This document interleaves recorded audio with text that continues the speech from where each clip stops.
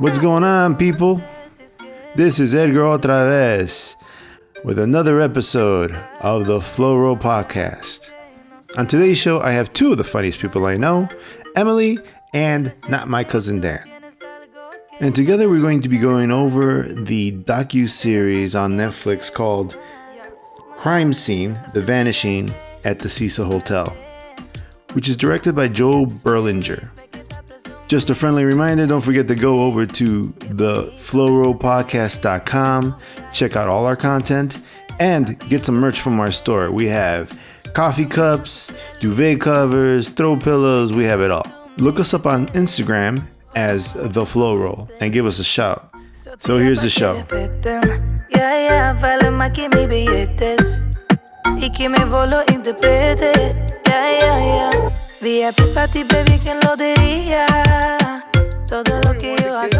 not going to be using the microwave.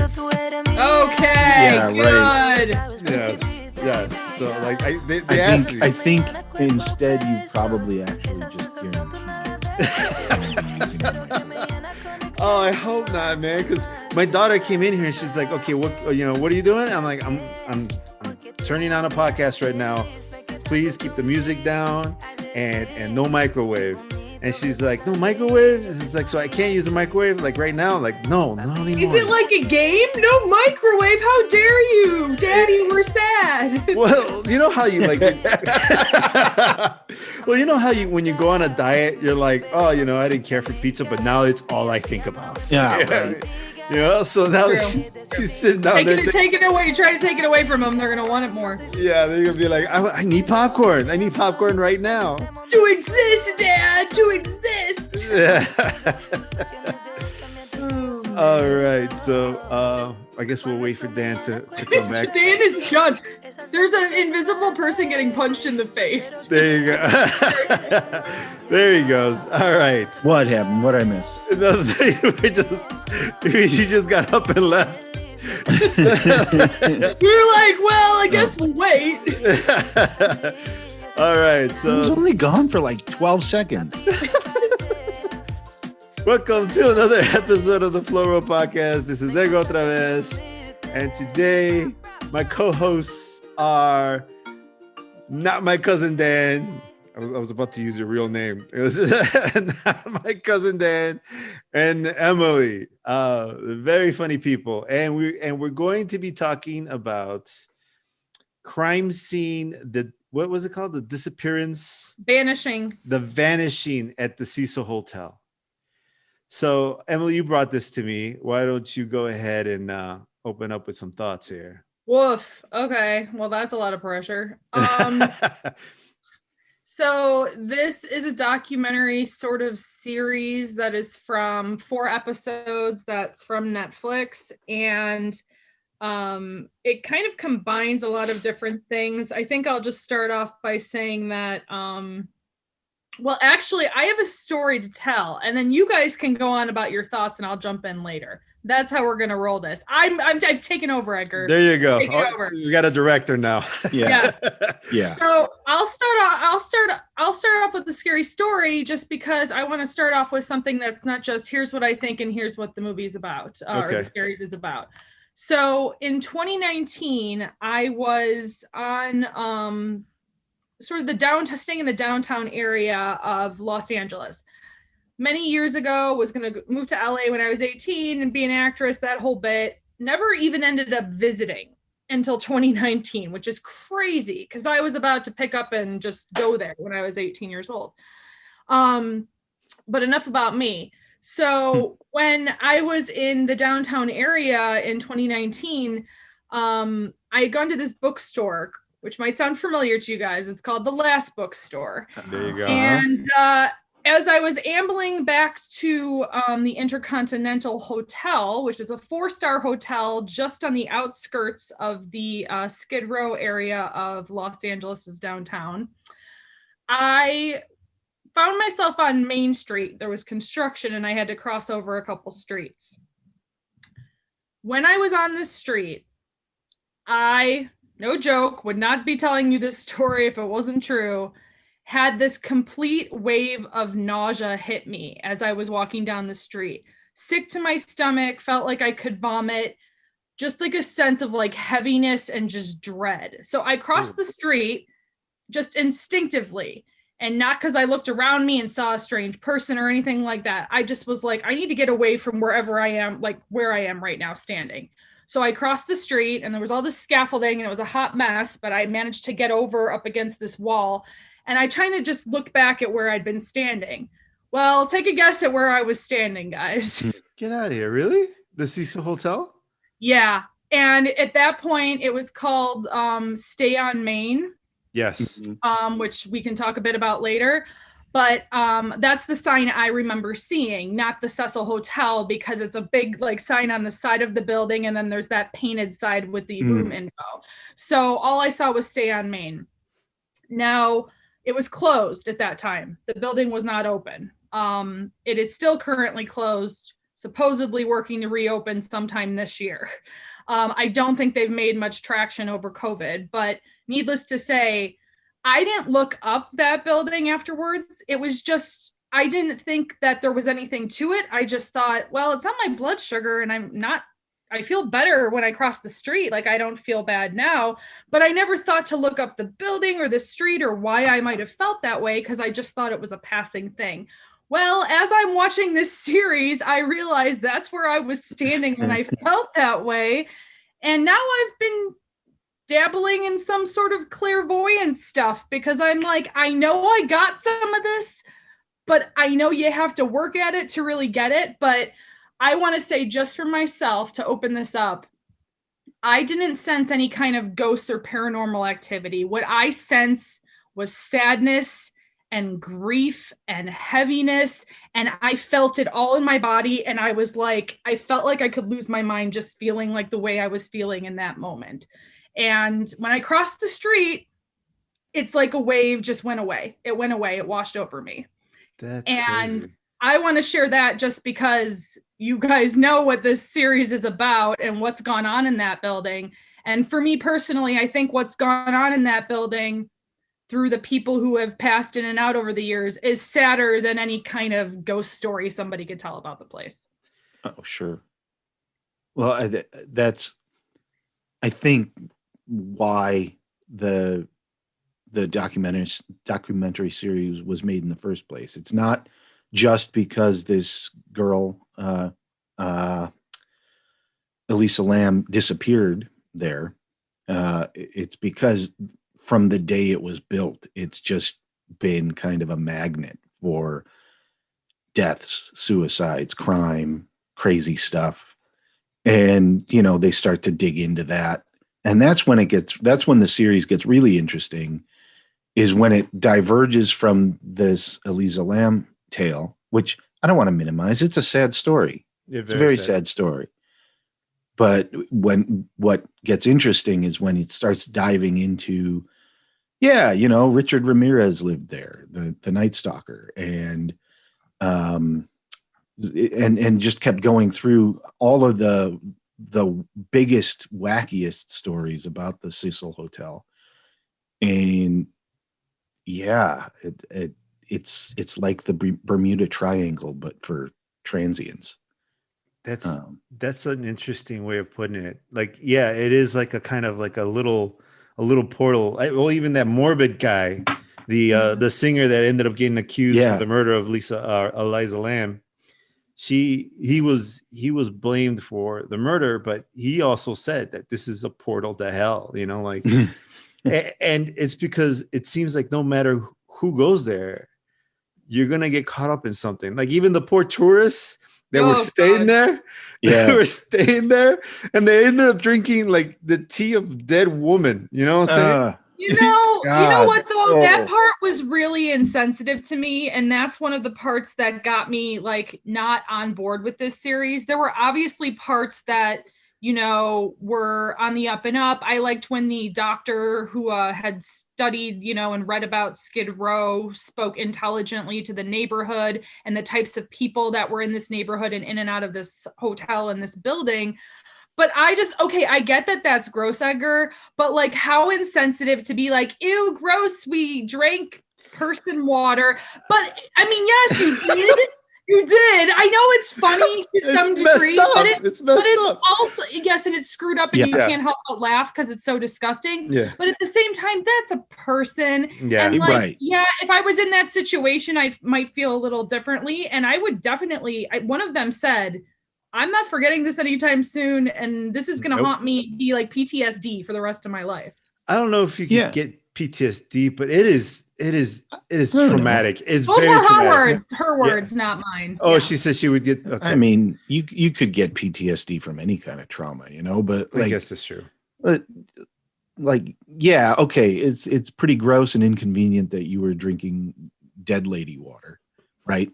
I have a feeling that the whole situation's a lot more inconvenient for Elisa Lam. Well, yeah, and her family. But I'm just saying. Also, wait, let's be fair here. How many times have you gone to any hotel, let alone a hotel with water tanks on the top? Which seems, I want to talk about water tanks because how many people are using water tanks? I need to know.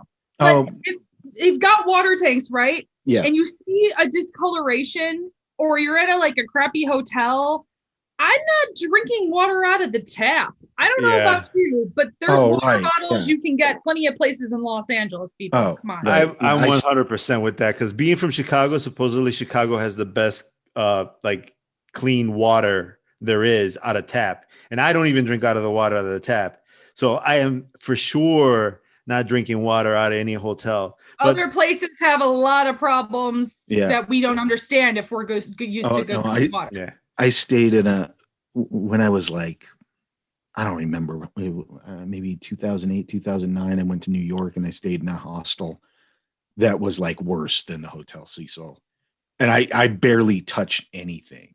Like I may have showered twice that week, right? Because it was just like, I'm going to be dirtier when I come out of the shower. Then also what might happen to you while you're in the shower, you know? Yeah, right. Yeah. Right. Well, like one time we went, like me and a bunch of friends, we on the spur of the moment, we just decided we were going to go to New York. We didn't have any plans. We didn't have any place to stay. Luckily, we tried all the hotels. They were all taken up. Luckily, we stayed at a hostel. Wait, how old were you? 19, 20. Oh, pretty young. Yeah. Okay. Yeah. And you found out real quick that trying to get a hotel room for less than $300 a night in New York is fundamentally impossible. It's pretty impossible, but thankfully we found the hostel and it was crazy because we got lucky. We were able to get the last room, and in that room they said, look, we got 3 beds. And it's just like, is it a room? And it's just like, yeah, there's actually 4. I was just like, can we take all 4? Because there was 3 of us, and we can split the difference and just take the whole room. And they're like, yeah, you can do that. And so we ended up doing that. And thankfully that kept any kind of weirdos from, probably, waking up to us waking up to some weirdo at the foot of our bed being like, looking at us weird. So. Being a group of guys at a hostel or a hotel is certainly a very different experience from being a young female in your early 20s who's by herself, who doesn't know her ass from her elbow, to be honest. Because I'm sorry, that happened in 2013. Now I do my homework. 2012 was when I went back to England again, and I wanted to stay in some new areas, and there were some really cheap rooms coming up, and London is just like New York. Get a room for under $350, you're lucky. So I was doing my homework, and I really had to make sure and double check the streets and looked up the neighborhood, looked up the crime rates. If you just do it willy-nilly and trust Expedia, You are so much smarter than I was when I was 20, because all I cared about was getting the plane ticket. I got there, and thankfully it was 3 of us, but we were all idiots. So it's just, but you're right. It's safer for men, right? Stuff is safer in a group. Safer in a group. The group alone is a better thing. If you're traveling alone, that's a whole other shebang. It's a whole other thing. But but we're idiots. So stuff still could have happened to us, but thankfully nothing happened. But it's unfortunate because this woman actually had bipolar disease or bipolar depression. Disorder. And so it's part of her downfall in this in this series is in this documentary is the fact that she, or why she died or why she passed away, is because of her bipolar, which is ultimately the thing that they tell us, right? But they drag us through this stuff and tell us, well, it could be this guy or it could be that guy, and then there's a history of this and there's a history of that, and it's all very fascinating in itself, right? Like there's all these cool, I shouldn't say cool, but very interesting stories of all these murders and other things that could have happened or that happened in the past. And I would have loved to have heard some of that a little more in depth, right? Like this Cecil Hotel in itself is very interesting. So like this particular story is probably, as tragic as it is, the least interesting in all the things that could have happened in this place. Because right, like you said, there's mass murderers, there's serial killers. Yeah, it's just it's really interesting that it's really minor in comparison to some of the things. Like I was going to mention a couple of the things that happened. So there was the terrible story of the 19-year-old woman who had a baby and threw it out the window because she didn't want her older boyfriend to know she had a baby. Mm-hmm. Oh, mind-blowing. Then there was the Pigeon Goldie woman. Oh, yeah, Pigeon Goldie. Was famous in the neighborhood for feeding the pigeons at Pershing Square, which I actually went to when I was there. And she was strangled, stabbed, assaulted, all this stuff. So, like, there's all of these things that are more crazy, more convoluted, kind of confusing, you're interested in. But Elisa is a story that it's only really captured imaginations because of the video that went viral, and people read into it whatever the hell they wanted to. And I think that's the whole crux of the series, is just how mind-bogglingly stupid people are. I don't know how else to say it. I don't think there's a nice way to say it. Maybe stupid. You went against your rule before the podcast. Yeah, I know. You're just going all out. but it's you. So let's just give the context. So the whole crux of the documentary is that this woman, Elisa Lam, who is traveling alone and on kind of a cross-country trip. She's from Vancouver, British Columbia. She ends up staying at the Stay on Main, which is they kind of converted a section of the Cecil Hotel into a hostel, right? And freshened it up and made it nice and pretty. And she's staying there and getting like progressively sort of loopier. Yeah. And she goes off her meds. That was the major thing right there. She goes off she has bipolar disorder. She goes off her meds and she starts getting erratic, and then she disappears. Right. Yes. And it turned into this whole conspiracy, blowing up the internet, viral thing.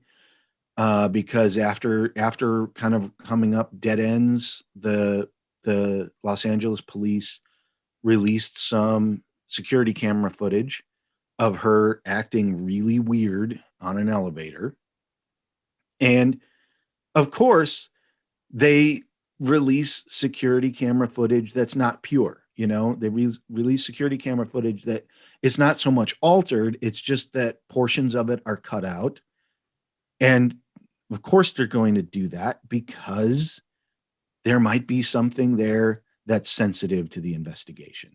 Right. I can't help it, but I'm kind of cracking up because I know you're getting angry. You're getting a little frustrated and you're holding it back. They're like, these idiots. Well, and so they released this video, right? The LA police released this video. It goes viral and you get the quote unquote web sleuth community. Yeah. Which, you know what? And what are the qualifications for a web sleuth? I'd like to know. It's fun. It's a hobby, but some of these people, let's talk about a couple of the people that are featured as talking heads. They look like they need a little help themselves. Like, what's going on with them? I'm not going to pass judgment that way. I will. But I honestly think there's something wrong in someone's life, or they've had some sense of loss in their life when they feel the need, they have to, like, I'm very interested in crime, true crime. I have, law enforcement in my family, specifically detectives who've worked on crimes. I've been interested in learning more about that, but I'm not about to purport myself as some kind of faux detective, go on the internet and say, I solved the crime by looking at one elevator video that's not even the full original clip. Well, some of them didn't just go to the video. They actually stayed at the hotel.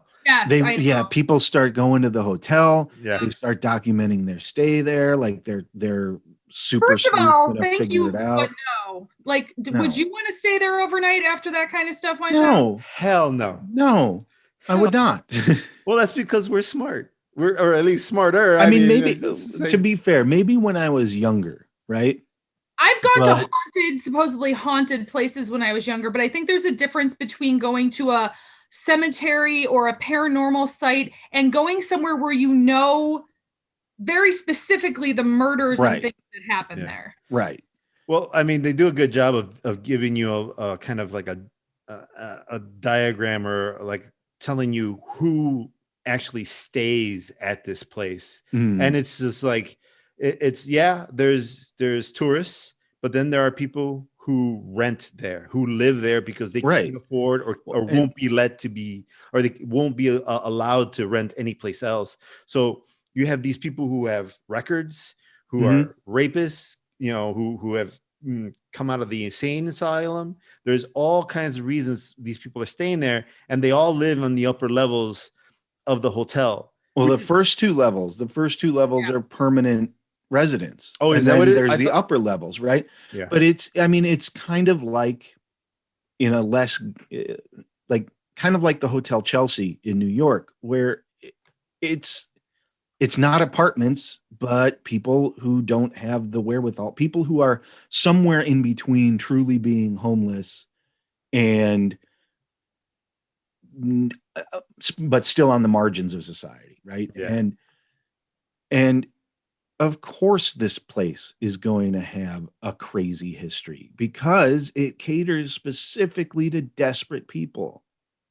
It started off as a middle-class hotel, but when the depression hits, obviously you have to find money any way you can, and that's just when that culture began. And it's so weird to see the juxtaposition of so there's this group on Facebook that I found after I was like, I'm a psychic, officially a psychic. I'm just a all seer of all things. I'm gonna get my beads in my doorways, all that business. And I joined this Facebook group, and I guess you're not supposed to ask for free readings, but I kept seeing these posts where people would post a picture and say, do you get energy from this? Tell me what you see. And then I thought that was okay. So I posted a Googled lobby picture from the Cecil Hotel. And then I got in trouble and they took the post down. So I didn't realize you're not supposed to ask for free readings, i.e. what do you see when you see this picture? But people were weighing in and saying a couple of things that were accurate. One was that they saw a railroad, which it used to run underneath the Cecil Hotel. Oh, wow. Interestingly, I looked that up. And then some other people said they felt like it was which seemed more obvious because it didn't look like a lobby with the main check-in area, but at the same time you could kind of tell it could be hotel. So some people were saying, I see people checking in, blah, blah, blah, which is not really that cool. But some other people had said they had felt like some very bad things had happened there year after year. And I was like, well, that's a little closer. But again, I don't know how much truth is in these things, but I personally think it's interesting when you think about that lobby and the Art Deco over the topness, and then just thinking about these dingy, creepy, sticky floored rooms that were upstairs with drugs discarded. And why would that woman, by the way, the worst manager of anything that's ever been managed, she shouldn't manage a hot dog stand.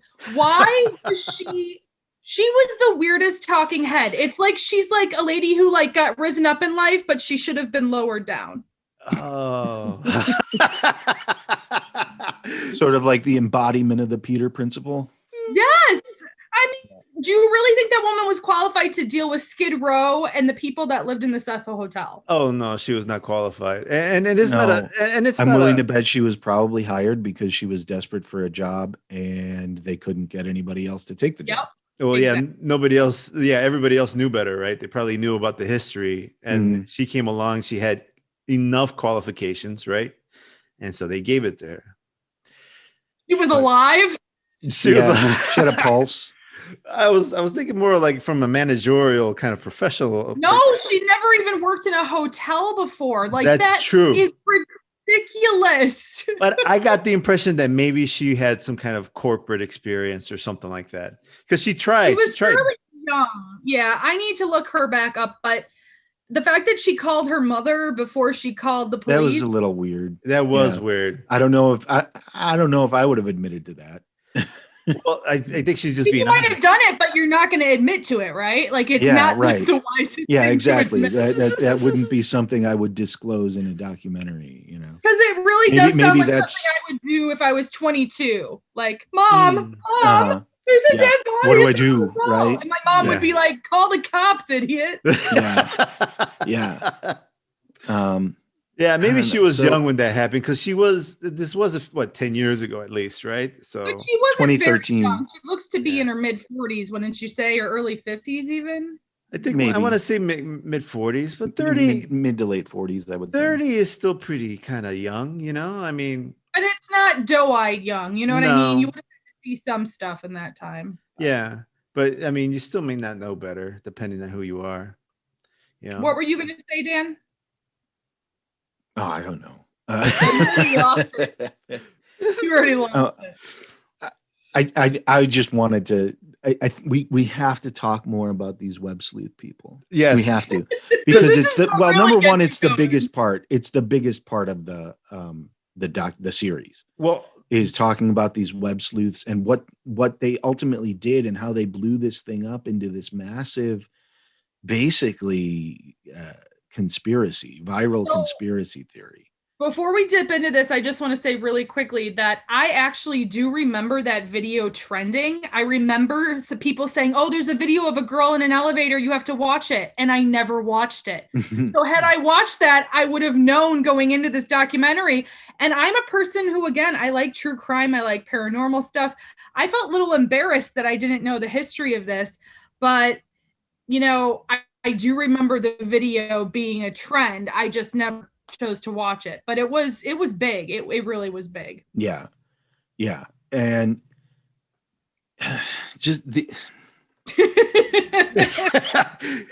the whole concept of it just strikes me in all of the wrong ways. It just how people are driven to think, you know, they get into conspiracy theories and somehow like they get convinced that they know something somebody else doesn't know, or they have the eyes that somebody else doesn't have.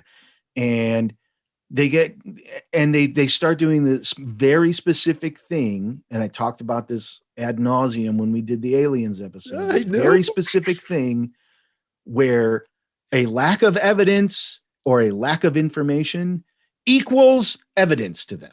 I like how you get a lack of evidence is the same thing as rock solid eyewitness fucking proof.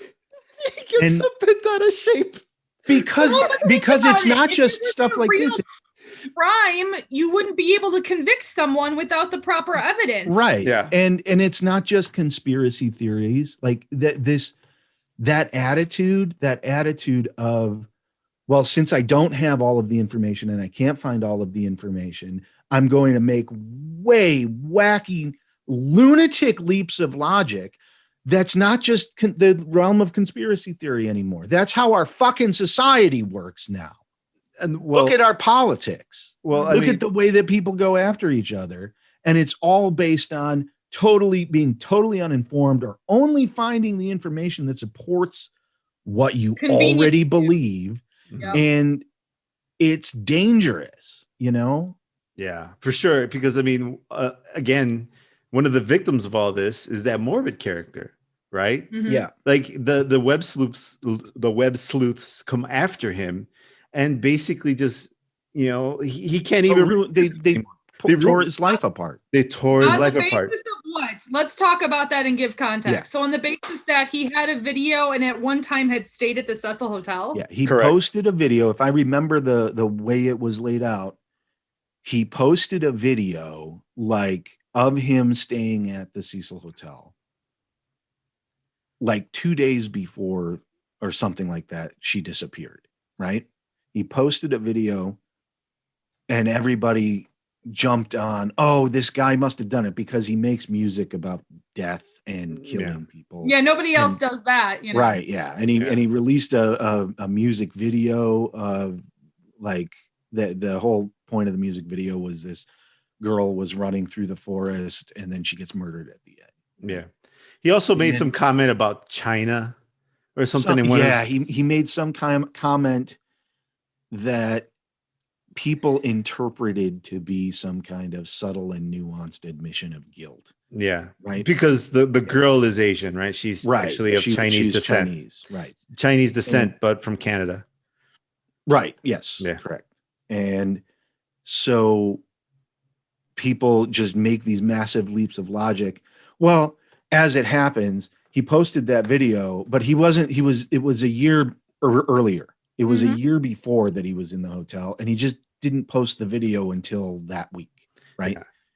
I mean, nobody bothered to, in all of these web sleuths, nobody bothered to investigate that. Nobody bothered to find out, oh, did he really stay there on that day? It didn't fit their narrative. No. Did you knock your mic screen? I keep I like how it over just came out of nowhere. It was like, whoa. He's just waving his arms around and he's knocking the shit off his desk. He's really upset with these damn web sleuths. It gets me all riled up. It really does, because I mean they're so fucking sure. They're 100% convinced that they know, and it's why? Why do you know? Because you spent 8 hours rewatching over and over and over the same 2-minute video clip that you know was fucking altered. It's insanity. And because it was altered, the fact that, oh, the time code doesn't match up. There's 53 seconds missing. Yeah. They also don't maybe realize the cops took out that 53 seconds for a reason. Exactly. And maybe that reason isn't a conspiracy. Maybe that reason isn't to hide the fact that a grand level to Congress conspiracy against the American people that somehow man's arms are working overtime right now. A Canadian, they're flying all over the place. His arms. I want him to be able to punch a wall or something. I could. My ceiling is really low. I could like punch the ceiling right now. But Dan, how do you explain the tuberculosis thing where there's the test and the test? Yes, the test was Lam and Eliza. Right. Yeah. How do you explain that, man? And that stuff was really fascinating. And I will say, like, when they started to get into that stuff, I was like, well, that's an awful lot of coincidences. I was just about to say that. There are things in this story which they mention specifically, but there are things that sync up. But it just seems to be a really weird coincidence. And I think when all the web sleuths keep saying like, oh, there are too many things to be coincidences. No, motherfucker, coincidences happen all the goddamn time. It's just I'm sorry, man. It's just cracking me up because you get so angry. What I would like to see, I would really genuinely like to see a follow-up to this series where they do 4 episodes of probing into what are the qualifications of these web sleuths who tore somebody's life apart. And they didn't just tear apart the poor actor guy's life. Mm-hmm. Think about it. They're digging into somebody's death. So they're tearing apart the sister's life. They're tearing apart the parent's life. They're sending emails to people. They're they're probably being a pain in the ass to the police because they're like, somebody that they don't know, they've never met. Why are you so involved? These people, the reason police ask for help from the community is to identify someone. They can't find someone. Maybe they're hiding out with you or someone you know. It's never an instance where the police are like, help us solve the crime with with these things that aren't even really accurate. You have a video that's not the full video, but please keep watching it, and maybe you will be the first person to correct the case. Yeah. Do you have any information or know any details of what may have happened on the evening of whenever it was? Is very different than, please join our investigation and try to do our job better than we can. Well, here's the problem with web sleuths, because I actually saw another documentary, and one of the reasons I thought this was interesting was because I saw this other documentary with web sleuths who actually saved the day. And it's the whole, what was it called? I can't remember the name of it, but it's another Netflix documentary, another series. It's something about don't kill my cat or don't kill cats on the internet. Oh, yeah. Don't fuck with cats. Don't fuck with cats. There was a psychopath who was raring up to kill people. He hasn't gotten across. He hadn't leaped across into people yet, but he was doing all kinds of things to animals. And people, these web sleuths, they were following him all over the world, right? And those people were zeroing in on where his apartment could be based on an angle of a picture from a video capture. Those people were hardcore. They were crazy, man. Crazy. Dan, have you seen this? But no, I haven't seen it, and I didn't watch it because I knew exactly what it was about, and I knew what would happen. This would happen. And like, here's the thing: does that documentary, and again, from the standpoint of not having seen it, does that really vindicate web sleuths, or were the web sleuths getting information that the fucking police could have fucking gotten on their own and probably were getting on their own? Emilie, correct me if I'm wrong, but unfortunately, I believe the web sleuths did save the day, but all the crap that they did, all the investigation that they did was all from either social media, them gathering stuff. It was that kind of stuff. It wasn't like they went someplace and dusted for some fingerprints or stuff like that. None of that. They didn't source anything in person, but they did a lot of surveillance, like kind of like deep delving, which again, the police have a budget for this. Like, why aren't they dedicating more time to these things? And I'll tell you, that documentary, the most disturbing thing is there's actual video of this guy smothering cats in plastic bags. So that's why I had a hard time watching it. Dan, you might have a hard time just because you get mad at the web sleuth. But either way, it was a hard watch for me. I had to turn away at certain points because I thought that was so sad. But it was interesting to see these people. Yes, it's the same kind of people. Yeah. But they were being much more tactical and smart about who did what and how they were collecting information, as opposed to, we're just going to keep watching a video and not pay attention to where she's pressing and just keep guessing, hoping an idea comes up. There, people over and over, they kept showing clips of more and more of these web sleuths posting their videos to YouTube about, one guy in particular said, I haven't ever read anything about bipolar disorder making people behave that way. Oh, because you haven't read about it it means it doesn't exist. It doesn't happen. And I'm watching the video and I'm thinking to myself, the first time they show the video, the moment she starts pressing all the buttons and peeking out of the doors, I'm thinking, oh, she's having a manic episode. That's the first thought that crossed my mind. Yep. I did not think of that. I was just like, what's going on? You have to have experienced it or seen it or read about it to really know that. But if you have, the minute you see it, you go, what are they trying to get out of this? She's having, there's something wrong. There's a breakdown happening. Yeah. You see, I did not know that. The whole thing is just this massive testament to how real the Dunning-Kruger effect is. It's just a massive testament to people just assume that they're competent.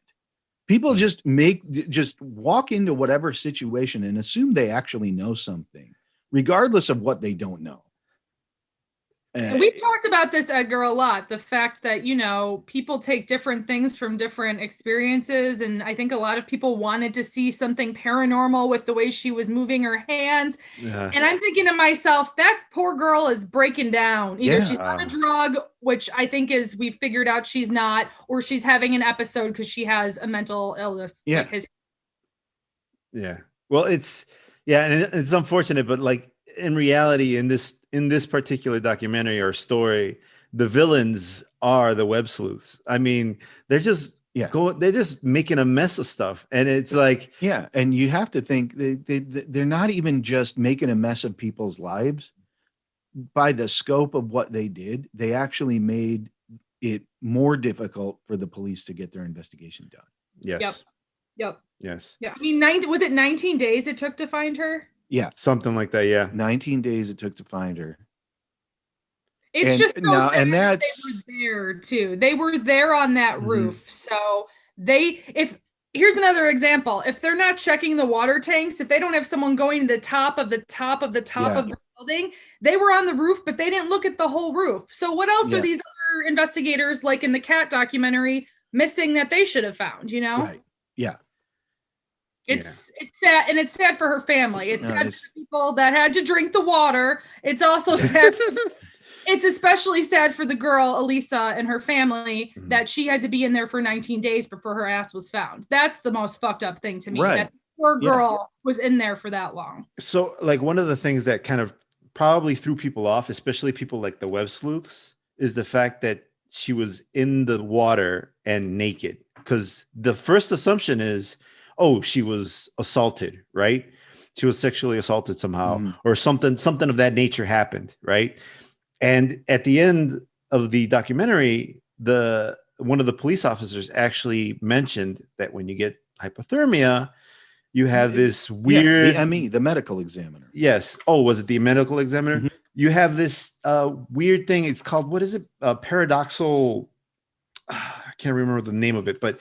It's the first time I ever heard of that, actually. But your body starts to feel warm. Your body starts to feel warm, and that's pretty much right before you die. And the so fact that she was then, correct me if I'm wrong, she was then stripping her clothes off herself. Right. Yes. Well, yes. And if you're drowning, you do a lot of things, right? If number one, if you're drowning, you're trying to wade, tread water. Well, you're wearing clothes. Your clothes are soaking up all that water, and it's making you hard. It's making you less buoyant, and so you're going to take your clothes off. Yeah. Or if you're going into hypothermia and this is happening to you, you're going to stripping your clothes off because you feel like you're burning up. Yeah. It's called paradoxal undressing. Yeah. Yeah. But you have the whole web sleuth community out there who, I mean, not a single one of them took 5 minutes to Google hypothermia, Yeah. Not a single one of them took 5 minutes to Google, well, what kind of crazy stuff do people do when they're drowning? Yeah. People know the history as well of the hotel. So they want to assume, based on the history and the paranormal aspects of the hotel, if there are any, and the violence that happened, that she must have been murdered. That's the only thing that could have happened. Obviously, it was murder. Yeah. And what did you guys think about the again, ridiculous, the comparisons to Dark Water? Because I've seen both of those films, the original and the remake. I have not seen those movies, but I was just like, oh, so like at that point, I still wasn't sure what was happening. And I thought, oh, we have one of these copycat murder people, right? Like they're, seeing something and then copying. So like, I found that interesting. At that point, I was past the whole supernatural thing. Cause I mean, that gets, like first episode, maybe going into the second, I was over that. I was just like, okay, this is not a scary story. This is a story about murder, right? But yeah, it's I found that interesting, but again, just a coincidence. Yeah. It is just a coincidence. I mean, it's creepy because I've seen those films and I know how it plays out very, very similarly in terms of where the person is found. But that being said, at the end of the day, it's just a tragedy that happened, and it happened because the tanks weren't locked. She was looking very likely for somewhere to hide. Maybe she knew there was water in there. Maybe she didn't. If she didn't, maybe the water shocked her, and then that's when she started stripping down and couldn't get back up. It's more logical to think that there was a terrible accident because of people not doing the fucking shit they should be doing when they run a business. Although the manager claims that apparently they didn't need locks on the tanks. But I'm wondering how many buildings not only have water tanks like that specifically, but also the fire escape on the side that just gets access to the roof. That, to me, I get having access to outside your window, but why the roof from that vantage point? And if that was the case, why didn't they have a security type thing up there, like an alarm that goes off if someone hits the roof? You know what I mean? Yeah. Yeah. Well, so fire escapes, I mean, by law, it has to Yeah. be there. It has to have roof access. It has to have access for the windows coming up and down. And I mean, yeah, I guess you probably could have figured out a way to have an alarm up there. But I mean, it's an old dumpy building that they're not putting any money into, right? So And who why even would knows you if know? the one on the door was working? Because Well, it right. sounded Yeah. like maybe it wasn't working all the time. Yeah. Right. And Or she could have as just far as go ahead. She could have very easily just climbed up there through the fire escape herself, Yeah. because she's in the thralls of this, episode. And so well, she's not living in reality. she's I not mean, living in that's reality. the definition of a manic episode. Mhm. She's not experiencing reality. And I've not seen that kind of, behavior up close. Like we were talking about Edgar, that Dan and I were saying we could identify like her breaking down when she was in the elevator. But again, I think that we've talked about this before in other podcasts. You always have to look to science first and try to explain something before you go running for the hills. Oh, is that a foot? Is that someone else's foot by the door? Oh, there must be someone in her eye line that she's talking to. Oh, hey, or maybe it's the monster in her fucking head because she's got problems. Like that's the more logical conclusion, and yet everyone wants to believe the most interesting, inexplicable version of things. Well, because they have to know. They have to be right. It's important that they are right, that they know more than the next person. What is this complex? Important to their self-image. And what is the complex of a web sleuth? Please tell me. That's interesting. That's what bothers me the most about it is they're not doing this. I don't know, maybe some of them are, but they're not doing this altruistically. They're not doing this out of some kind of sense of justice. They're doing it to basically recognition. Well, to stroke their own ego, to stroke their own ego, to validate what they want to believe, to get the evidence they need for themselves that they are good at this web sleuthing stuff. Yeah. These people are probably having a hard time with other things, don't you imagine? Like they're not good at life. Why would you spend 10 hours a day watching a surveillance video for tiny little nuggets if you're not what are you getting out of it? And there was the one guy who was like the dental student who very clearly he was going through a rough time in his life. And this was the thing that gave him a reason to keep, I don't know if he said he was suicidal or anything, but it was the thing that gave him a reason to get up in the morning, Mm-hmm. That's a weird thing to give you a reason to get up in the morning. And, I kind of feel sympathetic to that guy because boy, did he go down the wrong rabbit hole, I think that sometimes people, I'm just like spitballing here, but I think sometimes people, when they're in that zone where maybe they've lost their job, they've gone through a divorce, they've experienced a tragedy, they don't have anything to live for in their mind. When they see something where they think they know what happened or that they could figure it out, mm-hmm. they just hold on for dear life, hoping that that's the way out of that sadness, I guess. Sure. Yeah. And for that dental student guy, that clearly was the case. But then for the rest of the people, I'm making assumptions because I didn't bother to research any of the other web sleuths that they showed. But all of those web sleuths were podcasters, like true crime podcasters, YouTube web sleuths. I mean, that's what they do. They have a YouTube channel. Mm-hmm. And so, I mean, they're making money off of this. Yes. It's their livelihood. It's not some grand altruistic search for justice. And, try not to lose sight of that fact. Yeah. I'm not saying they're evil or anything because of that. People are selfish. That's how people are. But this idea that they're crusaders for justice is laughable. Well, and to your point, one of them started their channel on this case. So this case allowed him to start his channel, mm-hmm. which means, he got eyeballs, he got clicks, and then eventually he got money, right? You know what? We've talked about this a little bit before too, but like social media is starting to like, when we did the podcast together, Dan, I remember we touched a bit on like the idea of you have to have this like existence on social media to be a stand-up comedian. Then you've got these people now. I've been talking about true crime my whole life. And like when the podcast started, I was like, wow, I really missed the boat on that. Like this is something I like to talk about.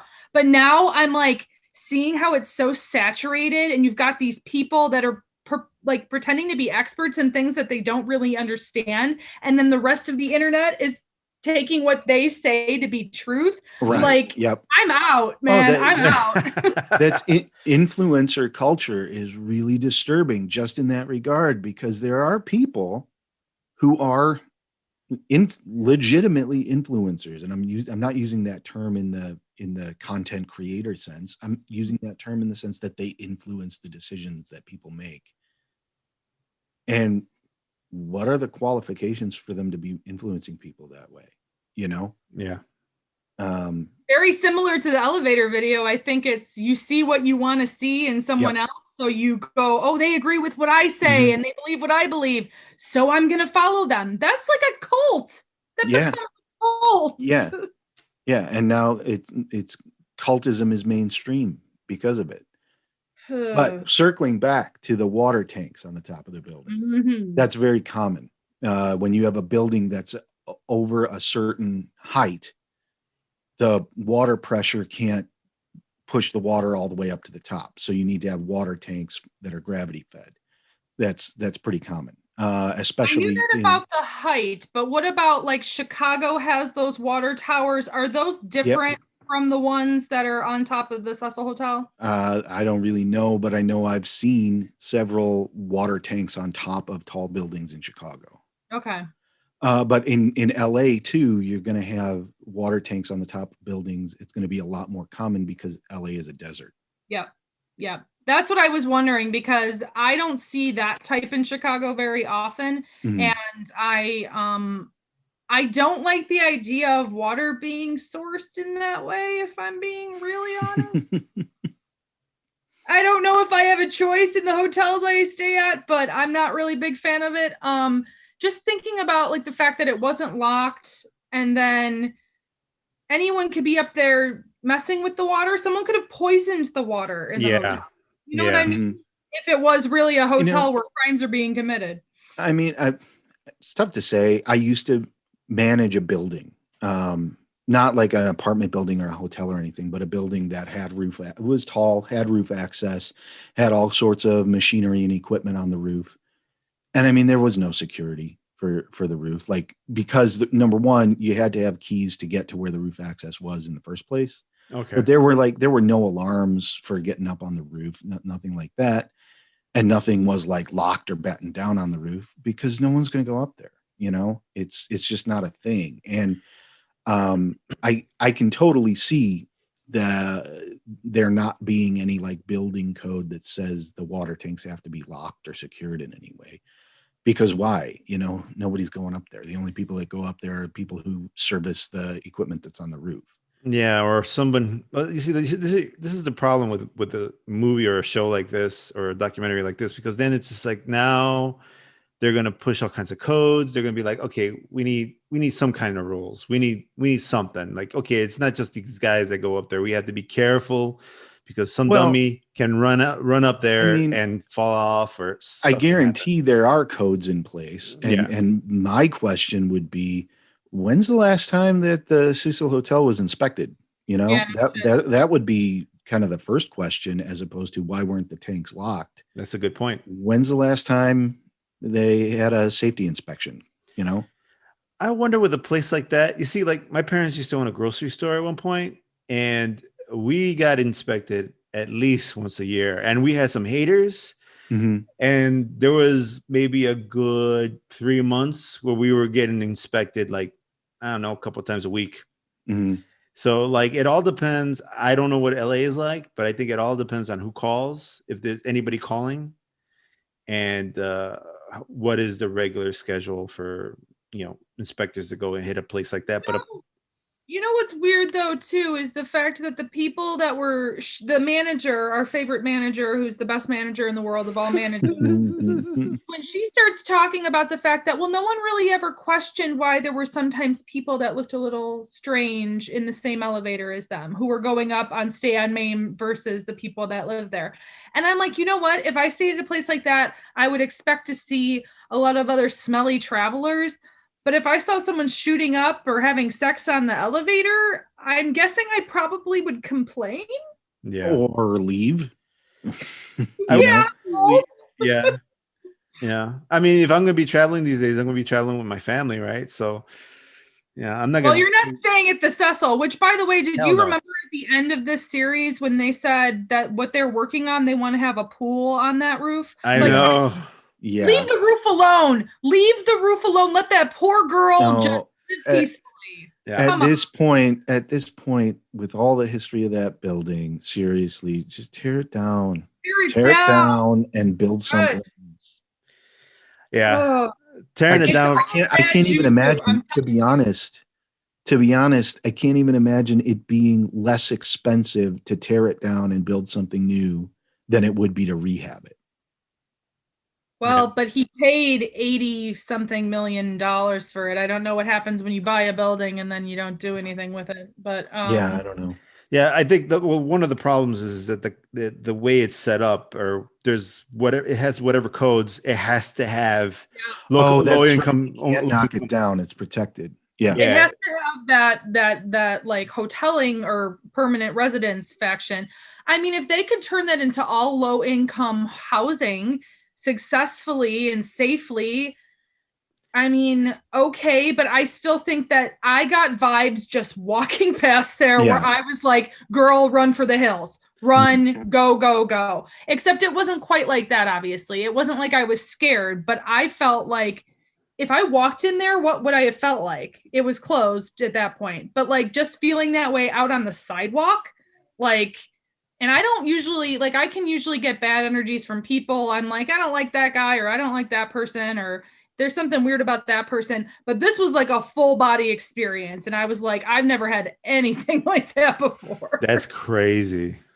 It was weird. And I regret not looking it up, but I wasn't thinking, oh, you just had a weird experience with the other world or something. I just thought you were thinking, just get away from here. Exactly. Like, and honestly, here's the truth. Also, I would like to talk a bit about Skid Row there as well. The Intercontinental is a couple of blocks away. That really cool bookstore is a couple of blocks away. Mm-hmm. You go 2 more blocks up from where the Cecil is, and you're right in the middle of Skid Row. Sure. I wasn't told in 2019, don't go down that way. And I started walking alone down that way at night. I didn't know. Mm-hmm. So I mean, imagine a girl and again, I usually do my homework, but I was staying at a different hotel. But imagine a girl like her who doesn't know the city at all. She thinks, oh, it looks like a cute hotel. It's cheap. It should be fine. And then you're in the middle of the hotbed of, you know, the fact that something else didn't happen to her could have still amazing. Happened to her, obviously. Yeah. Yeah. You would think that in a city like Los Angeles, where you have Skid Row that's been Skid Row for basically a century now. Yeah. That instead of having this bright idea of, well, let's just accept that this is Skid Row and just marshal all of the elements that we don't want anywhere else in the city into this one area. So we'll concentrate all of the fringe people in this one area. You would think that over the course of a century, they might instead, how do we help these people that are on the fringe not be on the fringe anymore? Yeah, I don't know. I don't know if you. That's the story of America. That's not the story of Los Angeles. That's the story of America, where it's just we'll just keep pushing the fringes farther. You know, we'll once people get to a certain level of fringiness, we just fuck them. You know, I don't know. Well, like I lived in LA for about 6 or 7 months, and while I was there, I mean, you know, I was looking for a job. Like you, Emily, at one point, I wanted to be in LA and make a career out of being an animator. And so I actually lived in I tried real hard, but apparently not hard enough. But while I was there, you take interviews and you go places and you see things, and man, it was like that I think I was there in 1990, 1989. No, yeah, no, 19. I'm not that old. Yeah, I was gonna say. 1998. I was like very young in 89. Okay. Yeah, 1998, 1999. That's when I was there, and I was in high school. I was in high school, Edgar. Just to make you feel old. I was in high school in 1999. Thank you. I feel old. I was in college, but still, you're old. Yeah, thank you, Dan. I knew I could count on you to back me up. But like it was a mess then. You know, I remember driving and seeing needles on the ground. I was driving through Skid Row. I don't know where I'm going, you know, but then all of a sudden I'm in an area where there's nothing but homeless people all up on the wall.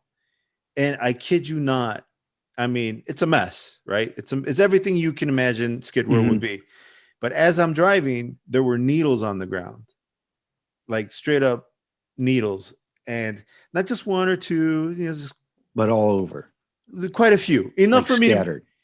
for me to see that there were needles on the ground. I'm like, how many people are shooting up here? You know, like there's a lot of needles. Like it almost gave me the impression that maybe a box broken open and got scattered down the street. You know, it was obnoxious. This is years ago, and I can't believe that an area like this can still be like this. You know, like how can it's been like that for 100 years, man. Like it's crazy. They literally drop, like they mentioned in the series, they drop people off there. They have not a care in the world for them, and they just let them further fall into this world. I did see a news story that a few hundred or maybe even a couple thousand of people over 65 who live there were actually recently vaccinated for COVID, which is very cool.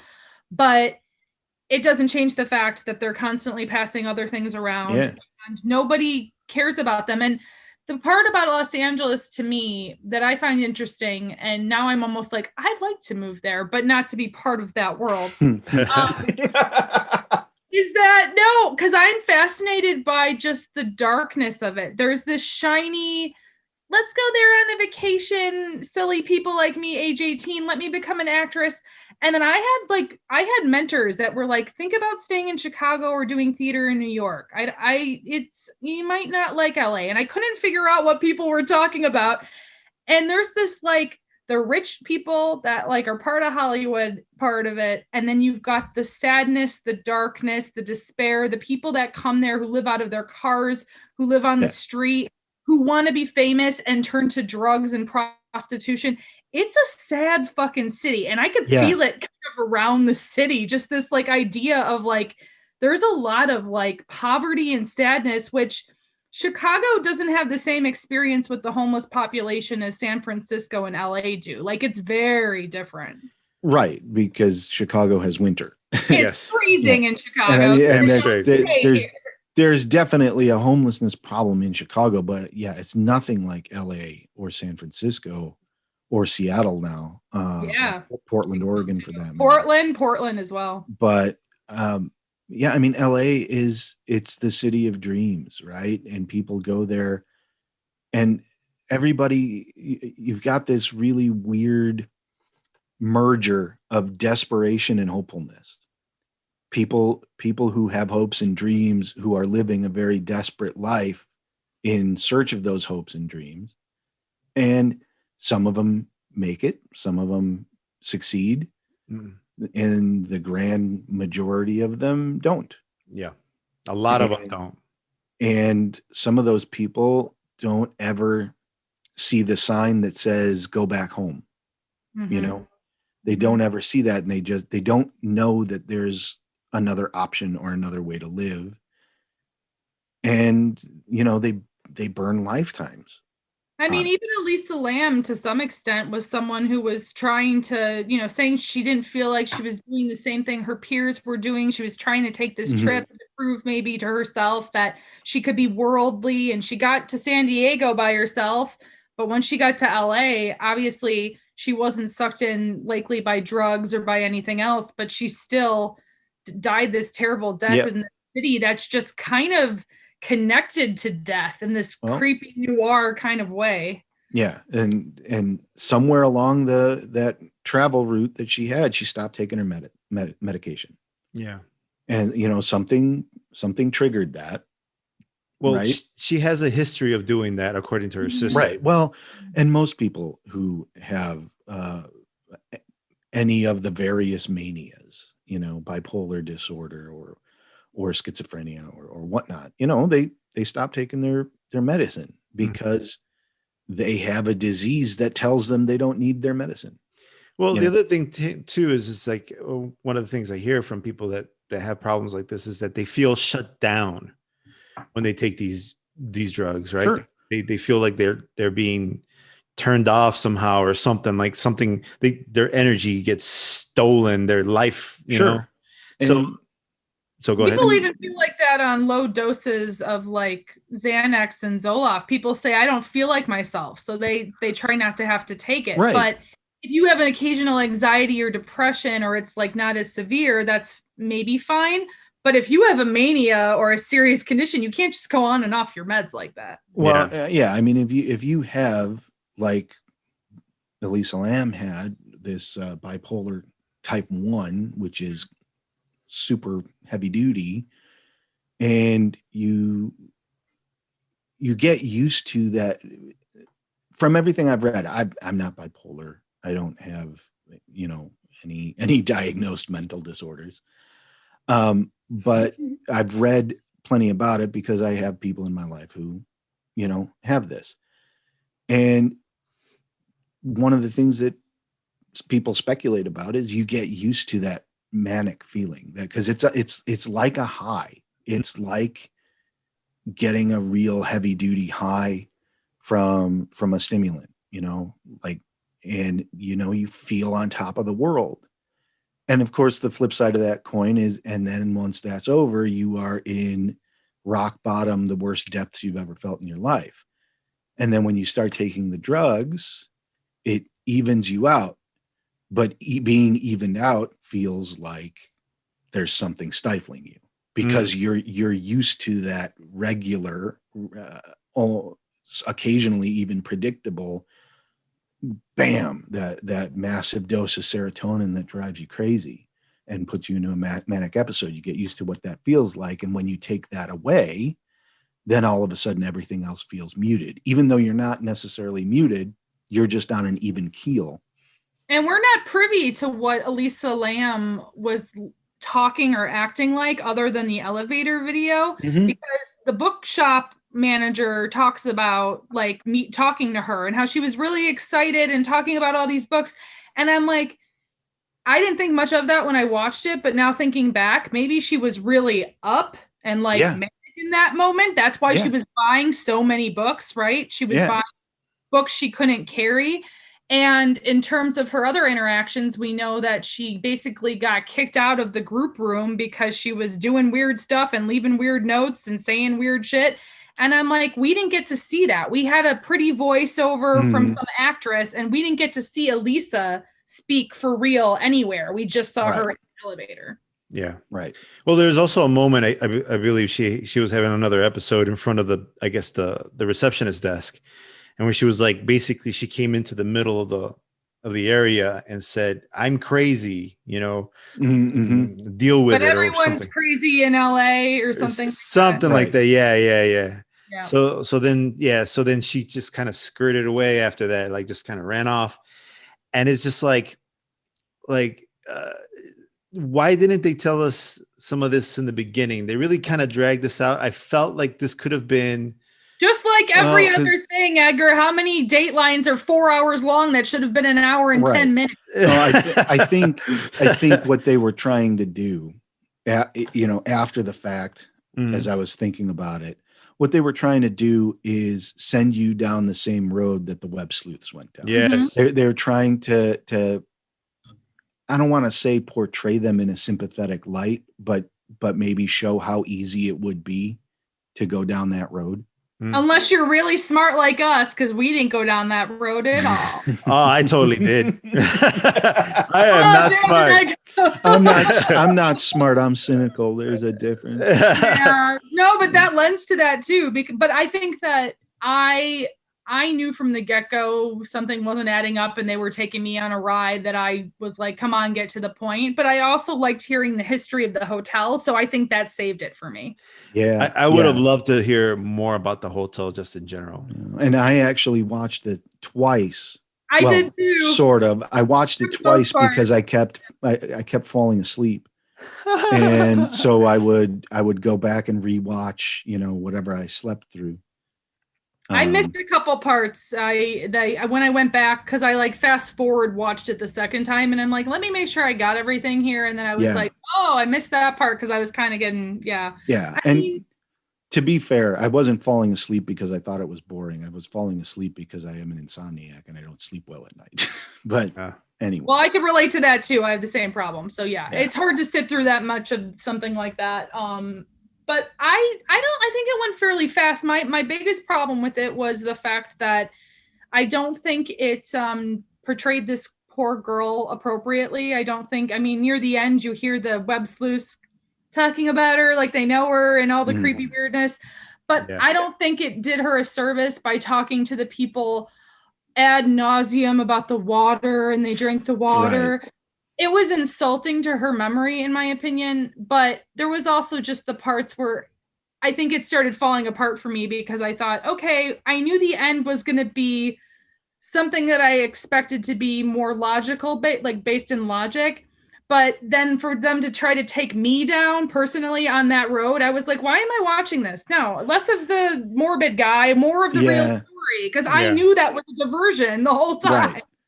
Right. Or I knew it was foreshadowing. Like I knew they were going to loop back to that, and it was going to be like an aha moment, and I got real impatient with it just because it was, especially by the third episode, I was like, I don't want to hear any more of these web sleuths speak. I don't want to hear them speak. Part of the joy of watching this. Punch my TV.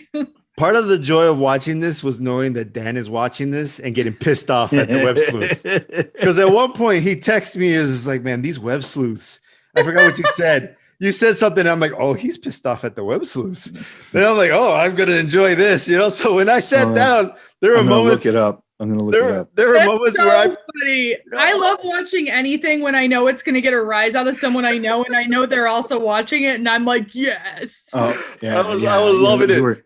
But that's why I enjoyed it, not so much because of the content, but because of who was watching it with me.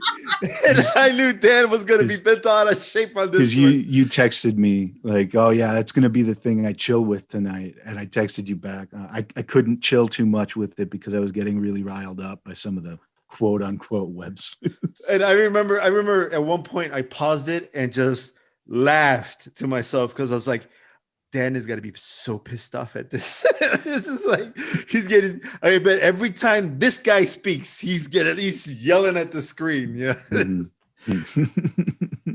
But I think one of the problems I had, again, speaking about the web sleuths, is first of all, if I was shooting this documentary, if I was going to redo this documentary, I would totally make the web sleuths look like the assholes that they are, because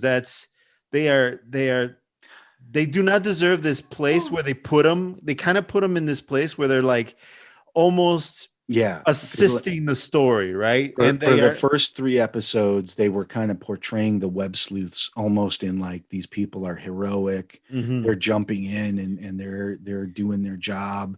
But the last episode doesn't leave them off the hook. The last episode just kind of like, oh, well, they're wrong. And that was it. Oh, and the way they reacted was so weird too. The strangest man who was really connected and wanted his friend to go to see her grave up in Canada. That guy, it was kind of weird. It was like, oh, well, we realized we were wrong, but that's too bad. And I was, he looks like cult member number 1. I was like, right. Yeah. Whoa. The other guy. He really didn't like fight for it. It wasn't like, oh, but I think we were right about this and this and this. It was just kind of like, well, That's how the cookie crumbles. Yeah. And I was like, oh my God, dude, get out of my face. And the other guy who was really aggro throughout the entire thing, guy kind of looked like me, actually. And that bothered me. I looked him up on Twitter, by the way. He doesn't have a big following, but he's been in some like YouTube videos, really busy with his conspiracy theories, by the way. And that guy, I mean, he was the one that was making me like the most agitated throughout the whole thing, because he's portraying himself as like some like he knows what he's doing. And it's just like, no, you don't. You just decided you were going to start up a web. You have no experience in this, you know?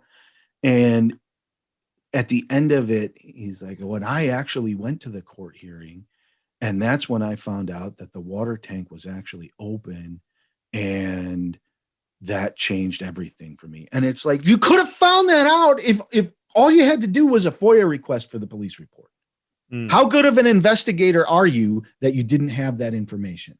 How good of an investigator could you possibly be that you went all the way down this little rabbit hole without having that piece of information? Also, because it's not a piece of information that was withheld. Well, no, but also no one asked for confirmation from the police, like someone like him. No, it was that one from the one cop that was inaccurate. Yeah, and nobody followed up with the police at all, aside from watching the video over and over and over and over and over and over.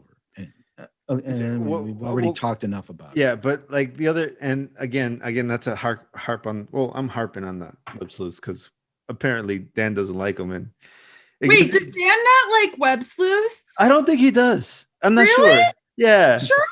Okay. I was like on the fence. Does he? Doesn't he? Maybe he likes them a little bit. I don't know. You know what we should do? We should keep talking about him and see how he reacts. You just like seeing his face and him get like head exploding tomato. So he starts waving his arms around. He knocks his microphone on the floor. It'll be like that scene in Riccio where they smash the guy's head. Oh, he just explodes. Yeah.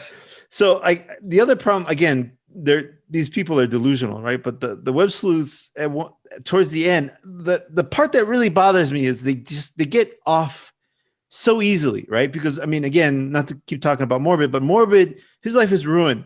Yeah. These guys, Let's help Morbid. We want to find Morbid and help that dude out. Yeah, I didn't really like him all that much either. I just felt bad. No, I didn't either. But there were a bunch of people. I'm really speaking for Twitter. Twitter was like, we need to help Morbid. And I'm like, I don't know Morbid. I don't give a shit about Morbid. Sorry, Morbid. You murdered a girl you didn't murder. Sorry. Yeah. Well, also that's great because the funny thing, the Mexican FBI show up at his doorstep and ask him if he had been like killing animals in the name of Satan or something. Seems like one of those goth guys, like who's really not metal or goth at all, who's really sensitive, and you're like, "Oh, poor Morbid." Right. Like you have an image. You don't have an identity. You have an image. You have an image, and now you can't use it anymore to get girls or whatever you do for. Also, are we all just still assuming anybody who looks metal or goth is a murderer these days because they stayed at the same place other people stayed? Apparently, we are. You know. Yeah. Well, and I will say though, the web sleuths to me were. Oh, sorry. No, go ahead. Okay, I skipped a beat there. I think my internet went out. I think that the web sleuths, they could have done a better job and made them a little more Dateline-y, because when you've got like, okay, I have pink hair half the time. You know, people have piercings. I don't judge people on their appearance. But the web sleuths, I was kind of judging them. I'm like, you're a sad guy who lives alone, and you probably have 10 cats, and this one over here is this, and you know, I just felt like the one girl looked really young, and I was just like, they don't seem like credible people. Like, if you're gonna make them look somewhat credible, put them in a plain backdrop in a black suit or plain clothes, so we just look at their face. I was being distracted by their lives. I got the sense that with the exception of the one web sleuth guy who was really aggro, and at the end was like, and then I found out there was no lid on the tank. With the exception of that guy, the rest of the web sleuths, I really got the impression they didn't interview those people. They just grabbed video off of their YouTubes. Is what I got. Is the impression that I got. Okay. Yeah, it's I could be wrong about that. That was strung together. It felt like. Mm-hmm. Mm-hmm. Yeah, and but the other point I was going to make is that they did this weird thing in the web sleuths, which again, made me feel like they got off a little too easy. They should have been a little bit of like, oh, let's embarrass these people. Like, let's make them like they shouldn't be doing this kind of thing if they're not professionals. Because I agree to your point, Dan. They should not be doing this because they could hurt people, right? But they were sitting there and they actively did. They did, right? And so, but like they were sitting there and they're like, well, you know, Eliza, we're always going to remember her. And she was we lost this poetic soul that could have been writing books and stuff like that. It's just like, dude, you don't know. All you got is a Tumblr account and some ideas in your head. Like, you don't know who this person was. Right. She was just a kid. She was just a kid. She had thoughts and she had a problem, you know? And they get to go on and they get to go on and have YouTube channels. They're going to have more followers on their YouTube channels because of this. Yes. And they don't have to have any accountability whatsoever for anything. And it doesn't matter what they're going to web sleuth next. It doesn't matter what they've web sleuthed in the past. They don't have any accountability for it. You know, they don't get any of the accountability that the LA police get. You know, whether you're talking about it being credit, good job, well done, or getting torn to pieces. You know what I mean? They have no stake in the game. No, none. And how are they being policed? They're not being policed at all. Like currently, to my knowledge. I mean, I know police detectives and others have spoken out about these kinds of people getting involved and hampering investigations.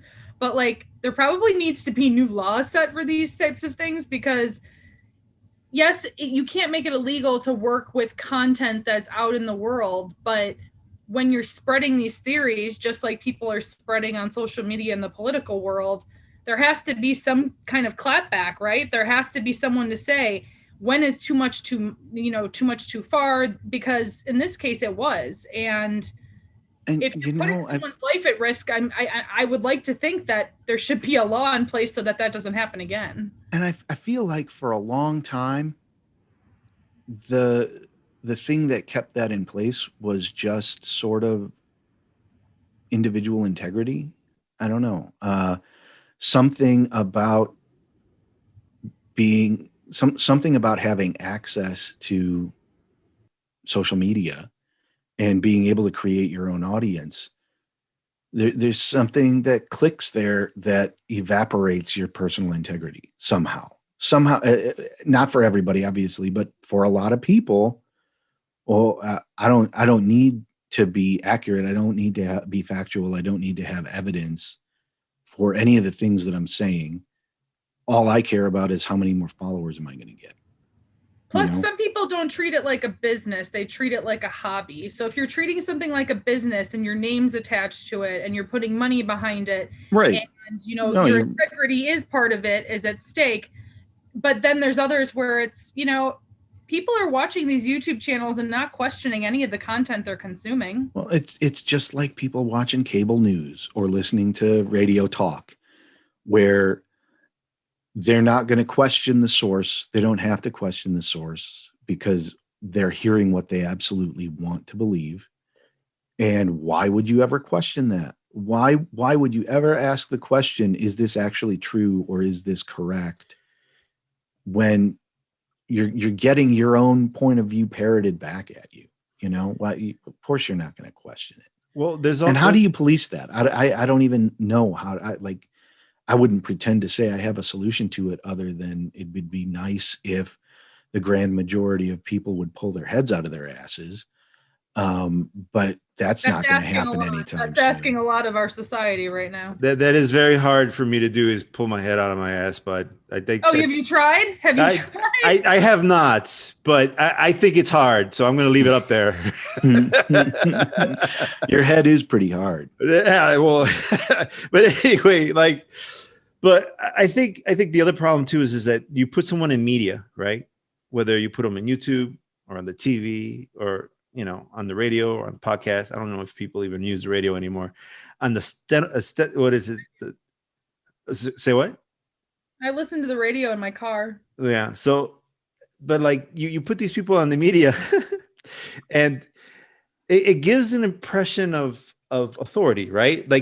Now they're some just by virtue of them being there, they have credibility. Whether it's earned or unearned, they have credibility. They have credibility. You know what? You know what's really interesting about this, Edgar? I'll have to pull up the tweet, but someone recently tweeted out, by the way, the little check mark next to someone's name is just verifying they are who they say they are. They are not an expert. Right. They are not the end all be all. All it means is Edgar is Edgar. Yeah. That's all it means. This person is not a bot. Yeah. Thank you. Exactly. That's all it means. It doesn't mean this person is the end all be all of this topic or that topic. They don't know shit from anybody. They're just who they say they are. Yeah. Yeah. And people forget that. And at the end of this series, because you're right, they didn't exactly let him off the hook. Did even one of the web sleuths say the words, "I'm sorry"? None. I don't remember hearing it. Nope. And I mean, there's voyeurism to it, where these people are doing this incredibly voyeuristic thing. And I think it's, the documentary itself is kind of voyeuristic, and it spoke volumes to me that Elisa Lam's family was not involved. You didn't see her parents. You didn't see her sister. Nobody talked to them. And I mean, I would imagine they did their due diligence and asked, and the family probably said no. I mean, that says a lot. Can they say no? Yeah. No. I'm not that can they say no? They can still tell their story. They can do whatever they want. Without the story's in the public domain, they don't have to, But what about? No, Edgar, think about it. They make documentaries about O.J. Simpson now, and he can do nothing about it. I mean, they can do whatever they want, but the biggest problem here is that these people didn't learn a lesson, and they're treating Elisa's story as if they owned the content, as if it was their own story. Right. They felt connected either through their own mental struggles or their own losses in their life. They felt very passionate about this, and they felt like it was theirs. Well, guess what? It's not your story to tell. This is wrong. This whole thing is wrong. I mean, from the web sleuths to the documentary itself. I mean, I don't know. Again, disclaimer. I don't know. Maybe the family was involved, but if they weren't and they did this story without anyone's permission, how fair is that? What? This is more violation. Maybe they were involved, and they were just like, we don't want to be on camera, but we'll sign off on it. Who knows? I don't know. Yeah. But I think it speaks volumes that none of them appeared on camera. And what that says to me is they've already had their life turned upside down. Mm-hmm. The whole thing is so twisted. And I'm conflicted about how I should feel about it, because I don't want to sit here and say, oh, YouTube shouldn't be a completely free exchange of information anymore. You have to police it. That doesn't feel right to me either.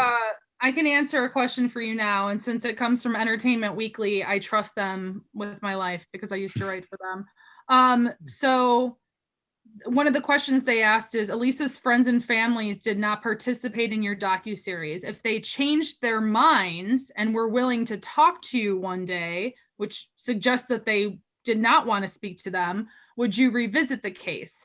And they said, I don't think I would be interested in, or I don't know that I would be interested in revisiting this case on film. I think we did a pretty good job of telling the story, but if they were open to talking about it, I certainly would love to talk to them. If they want their views represented, I would try to convince Netflix to do a 5th episode. I'm guessing they said no because they don't want to bring back their dead daughter in this terrible way. Right. You know, and I mean, more like a violation then. Yeah. And as far as the documentarians go, like they absolutely are held to a higher standard than a web sleuth or a YouTube creator, because a web sleuth or a YouTube creator can say whatever the hell they want and they can put up whatever content they feel like. The documentarians can't say anything that is expressly untrue. They can't say something that is they can't lie. Well, it wouldn't be libel; it would be slander. But they can't slander Elisa Lam. They can't slander anybody else. And by that, legally speaking, they can't make any accusations or claims about the person's character or their sexuality or whatever. It's a pretty complex legal precedent, but at the very least, the documentarians, their work is going to be held up against, are we saying anything slanderous? You see this, and they can't do that, right? The YouTube creator, they can say whatever the hell they want. And Edgar, look at Alex Jones, made the Ted Bundy tapes, which I felt were very well done. I watched that more than once. I really enjoyed the Ted Bundy tapes. It's director, let me find his name here, Joe Berlinger. I just felt like this was a lot more irresponsible. The Ted Bundy, I feel like maybe it's because it's been around for so long, but there were still new pieces of content to share.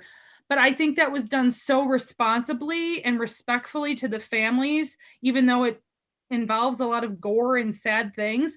This, I felt like, was disrespectful on many levels. It just felt like it tried to also do a little too much. Because like you guys have both mentioned, if we learn more about the history of the hotel, there could be a lot there.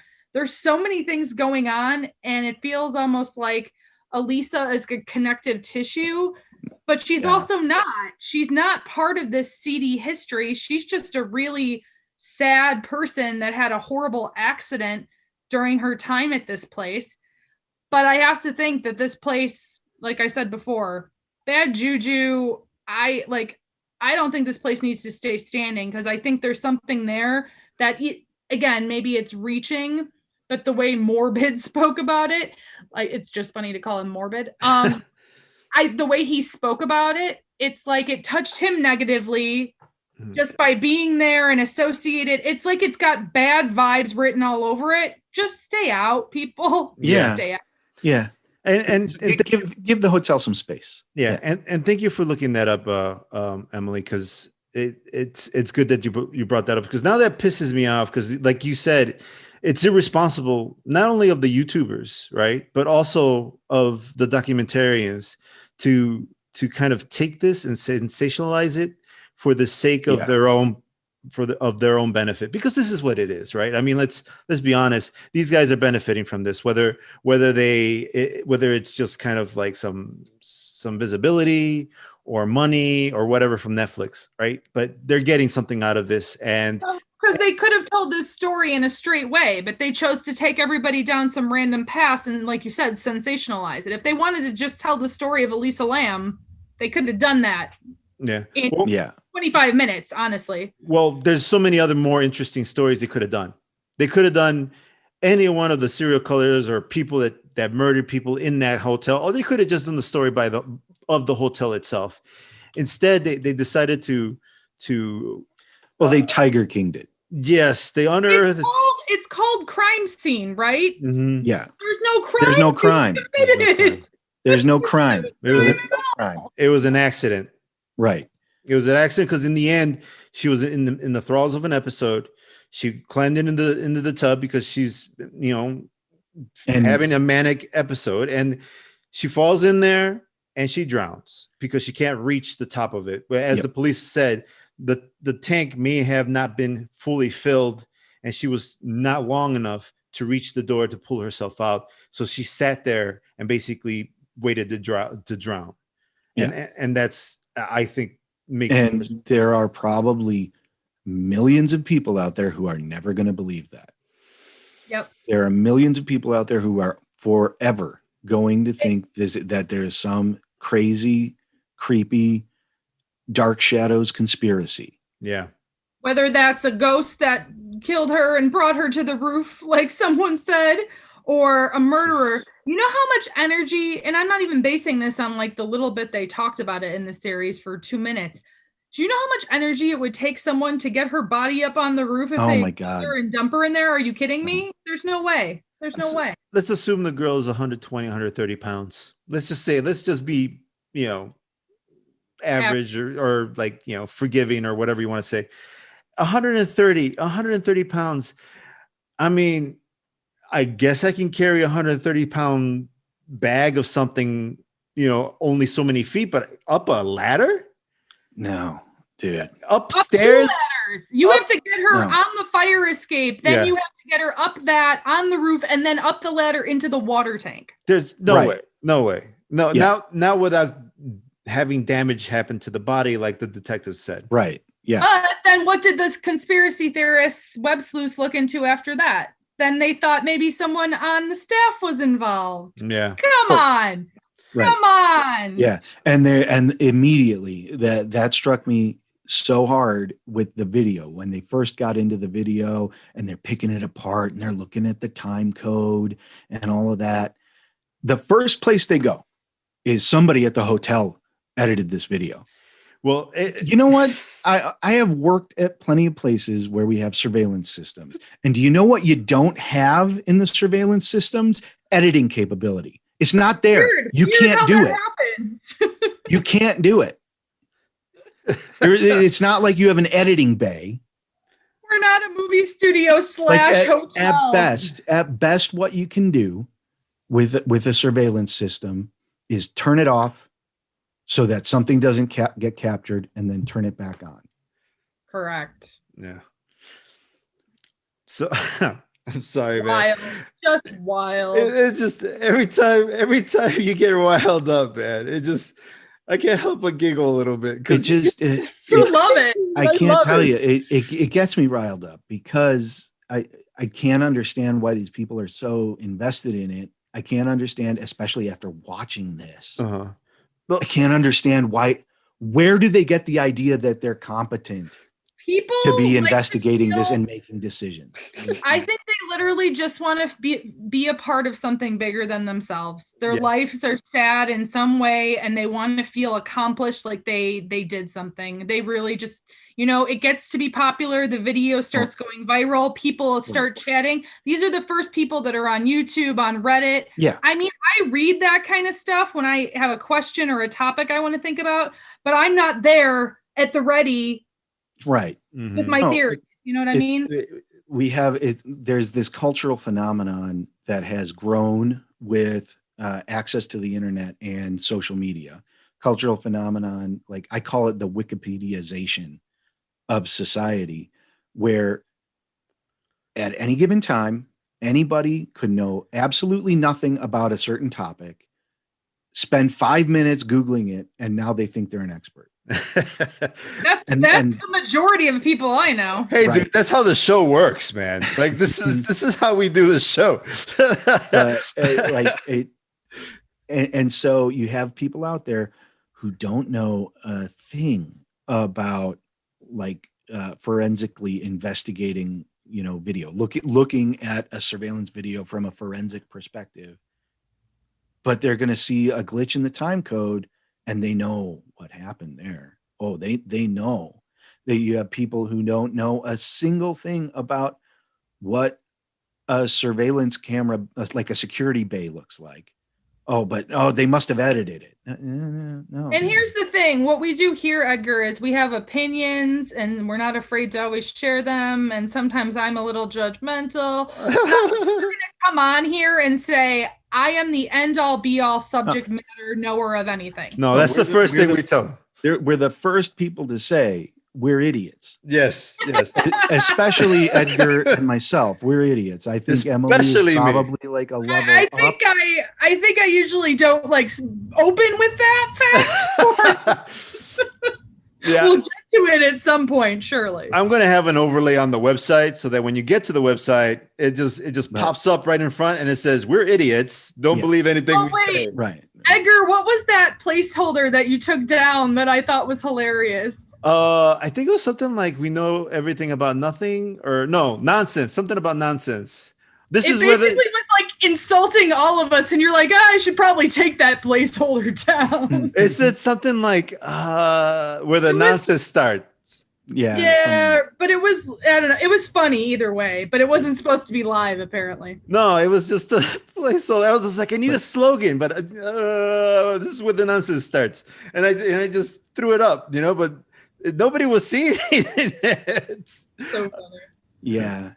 I mean, but that's the essence of what we talk about. We know everything there is to know about nothing, right? Or we know nothing about everything.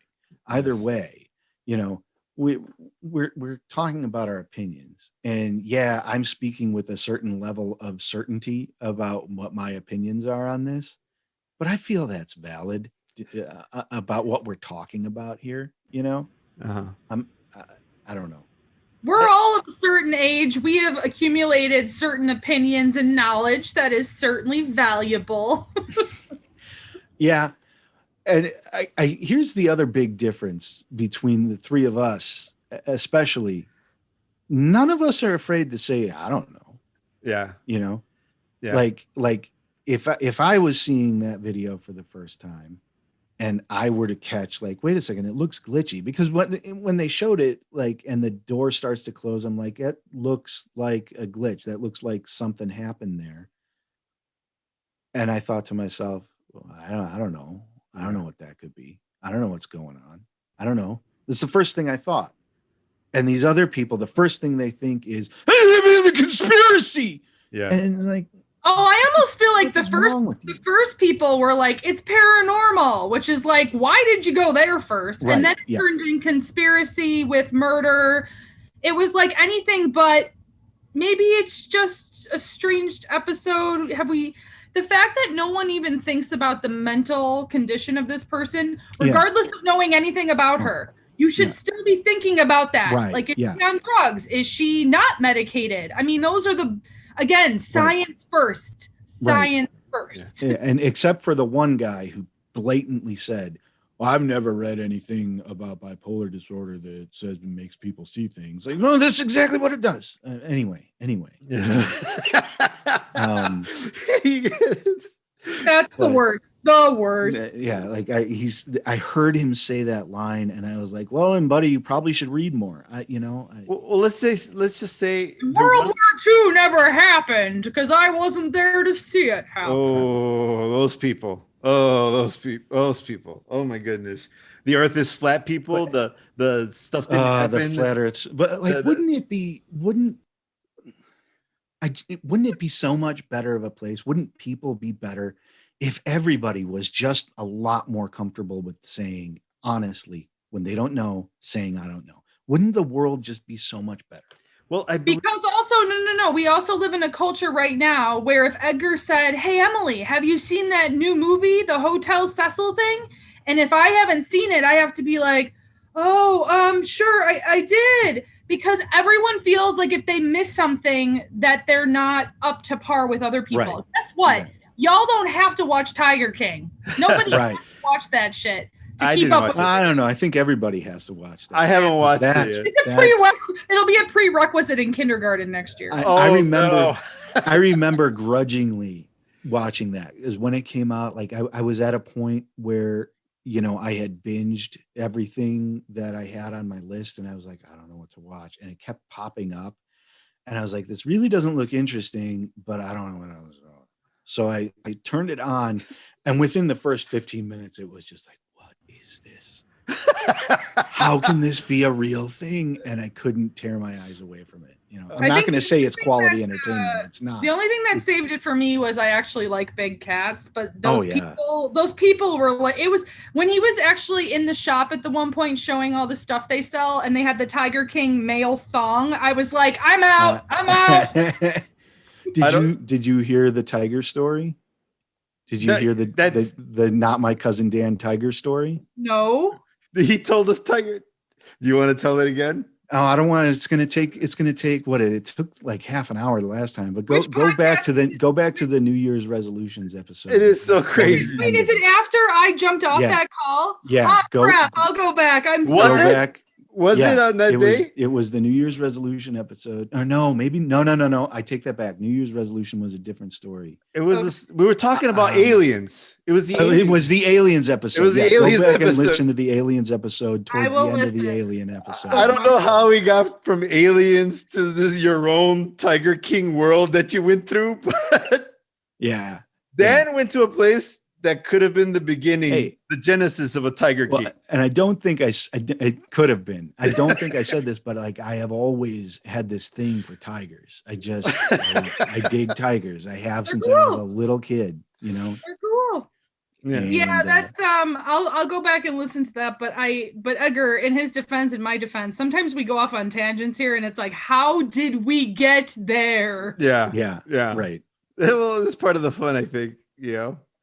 Yeah. Well, usually when we get on one of the tangents, it starts with one of us basically saying we don't know what we're talking about. And then it transitions to we're going to go down a totally different rabbit hole and talk about something we do know about. Well, I don't even know how. Sometimes we don't even do that. Sometimes we just like, okay, well, let's just keep talking about bullshit, you know, and it's just like we go deeper into the bull. But like, that's what makes it so charming. I think so. You can tell by our listener count. People are telling me that we got quality content. Yeah, and I won't name names, but some local content makers that have real jobs in content making in Chicago have listened to some of the podcasts and have enjoyed them. So wow. People that I know? I mentioned them to you. They work for a certain communications organization in Chicago. Is it Tom Skilling? Was it Tom Skilling? I know. Did Tom Skilling listen to our podcast? It's not WGN, but let's talk about weather one day, just so we can talk about Tom Skilling and get him to like share the podcast. There you go. We're doing it right now. Yeah. I'll tag him. Hey Tom, what's up? It's Emilie. Hello. I love your weather, Tom. Can you make it stop snowing, please? Please, Tom. Oh man. Well, all I have to say is we could have taken this in so many different directions, but I enjoyed this direction because again, this can go. Edgar and I, a couple times we've gone down. Like we talked about movie musicals and suddenly we were talking about date rape. Like, I mean, I don't happen. I actually had him take that out of the podcast because I was like, whoa, that got dark, but I just brought it up again. So am I going to have to edit? I'm going to have to snip this end, huh? No, you can leave it. But I mean, sometimes you get to one topic and then it's just like, it shifts and it gets a little dark or it goes down sometimes we go down a more realistic road. I will say that in our defense. We're not always all fantasy. Sometimes we are like, okay, we start with a fantasy movie and then we get to some real serious topics in the meantime. Yeah. We got to do more conspiracy theories or like stuff that. Why? So you can watch me get angry and wave my hands around? He wants to screen grab all of these shots. Look at Dan. Look at him. Look at him go. He's like one of those wacky car wash flailing arms. Yeah.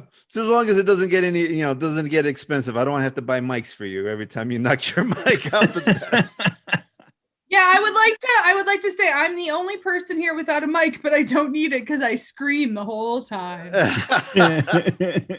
You're welcome. Yeah. All right. So we're running out of time here. You got about 5 minutes, right? All right. So any closing thoughts before we cap this sucker off? Oh wow. I have a serious question. Should I get a microphone for just fun? Is this like improve your life? Aside from the podcast, I use it for work, but that's because for work, I do a lot of seminars and presentations and it makes a difference for that. But, obviously I only use it for the podcast. I actually want a better one. If, you got a place on the show. You for as long as you want to be on the show, you are going to be on the show. Even after I'm gone, I'll be on the show. No. You have to be alive. Be your shadow man. Your No. She's going to meet you in the next time. Next time you go to the White Room, it's just going to be her with her arms crossed. Yeah, no, this is going to become the haunted podcast. No, just while you're alive, Emilie, you have a place on the show. But how much did you pay for yours, Edgar? I think I paid $50 for this one, but I think this one got cheaper. I was talking to that one actor that we had who's a voice actor. He's got a really nifty one that he sent me. I can send you a link. He needs one though. He needs one for what he does. Yeah. Especially from all the work he's freelancing from home. So yeah. But I mean, I would invest in it just because I'd like to sound better and look more professional if I ever do more of these with anybody else. Not that I'm cheating on you, but you know. How dare you? No, I thought this was exclusive this here on the Flow Roll. Secretly starting my own podcast that's called I Hate Edgar and Dan. No. Can we be guests? You're gonna have to be. Otherwise, you're gonna start up. How other will people know to hate you? Because that's what we do. We just tell people what to think, and then they all believe us. Oh, yeah, there we go. And we get trolls. We should go all Svengali on it. We'll see. No, but I think it's a good tool to have. I think that a good mic, it makes for a better experience. And I also have noticed everybody using like cans and stuff because they're at home or have kids and on their work calls. And I'm here alone. So don't tell your friends I live alone and give them my address and come and murder me. But I don't have a reason to have earphones. Do you live alone in the Cecil Hotel? I do. This is room. Oh, you want to know something even creepier, guys? Oh boy. Someone on the internet is making Cecil Hotel faux keys, like key fobs, with the room number of Elisa's room on. Oh, gross. Why? Because people aren't weird enough. Is he actually selling that crap? People there were some that were 666 and then there were some that were her room number.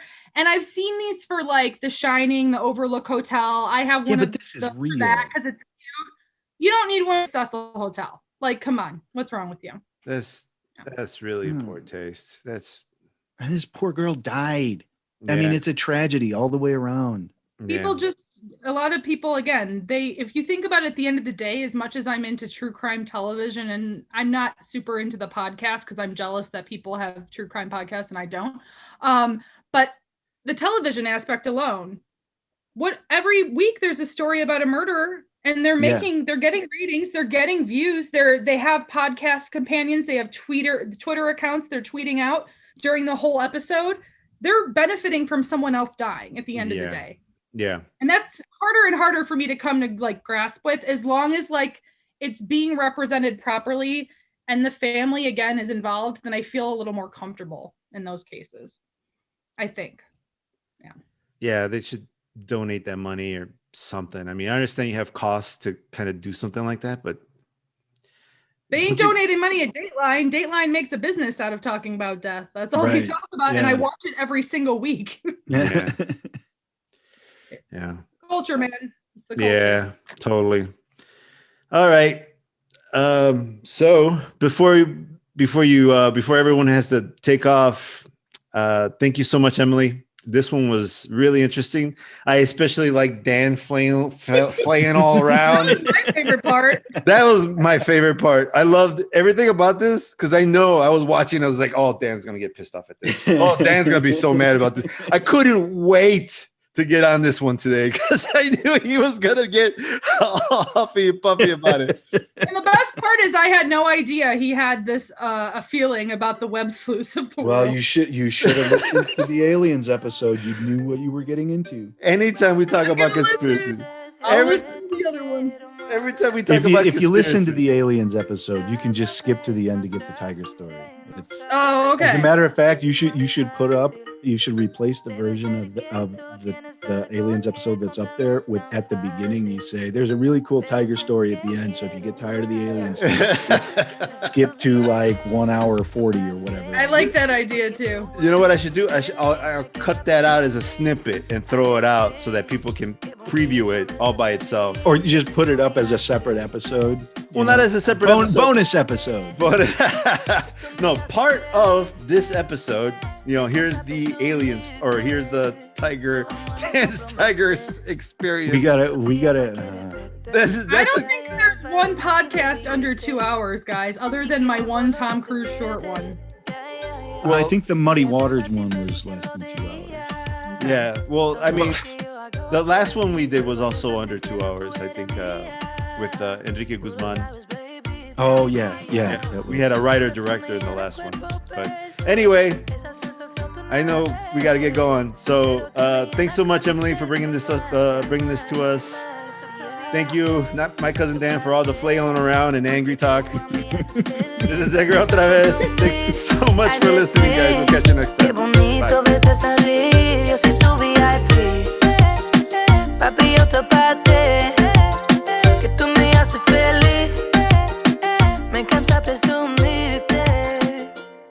The music you're listening to is titled VIP, and it's by Nene. You can find her over at Epidemic Sound. All right, I hope you guys enjoyed that. I enjoyed it thoroughly. I can't help it. I love it when not my cousin Dan gets all bent out of shape. It's hilarious. It's funny to me. He gets so angry about stuff. It was fun. It was fun making it. It was fun having Emilie on. It was a good time. I hope you guys enjoyed it as well. As always, head on over to theflowrollpodcast.com. Get yourself some merch. Look us up. Find out about the show. Also, don't forget to look us up on Instagram as The Flow Roll. Give us a shout. Make sure you like, subscribe, and comment wherever you get your podcasts. Thanks so much for listening, guys. We'll catch you next time. Bye.